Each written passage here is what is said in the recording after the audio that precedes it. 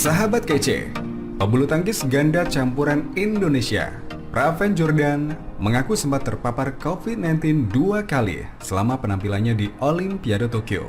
Dikutip dari Indosport, kabar mengejutkan ini diungkapkan langsung oleh Praven Jordan melalui video yang diunggah di akun YouTube-nya Praven Jordan pada Kamis 26 Agustus 2021.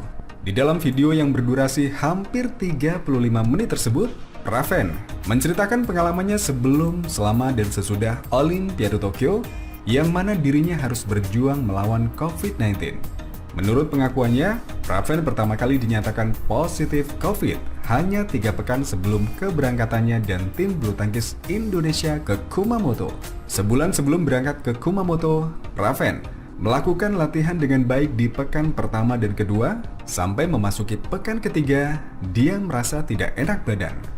Memasuki pekan ketiga, hari Minggu, gue merasakan apa yang kita tahu selama ini, gejala COVID-19. Di awal, gue merasa demam aja, demam tinggi sampai baju, jaket, celana sampai 2 lapis, tutur Praven. Praven kemudian menjalani tes antigen rutin yang dilakukan Pelatnas Cipayung tiap hari Senin dan hasilnya negatif.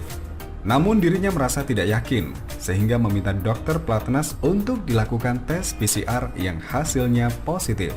Setelah tes saya pulang, dan Melati pun juga positif, bahkan dari hasil antigennya. Lanjut Praven, selama proses pemulihan yang sedianya membutuhkan waktu 2 pekan, Praven merasakan gejala anosmia ringan selama 2 hari.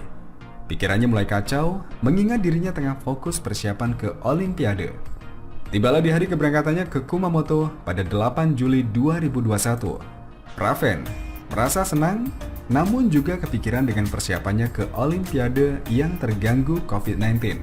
Tiba di Kumamoto dengan mengikuti protokol kesehatan, hasil tes PCR menunjukkan dirinya kembali positif.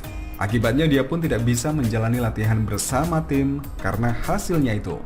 Praven akhirnya memutuskan pergi ke rumah sakit di Kumamoto untuk menjalani tes mendalam. Hasilnya dari tes paru-paru, dia sudah aman dari virus dan diberi dokumen agar dirinya diperbolehkan masuk ke kampung atlet.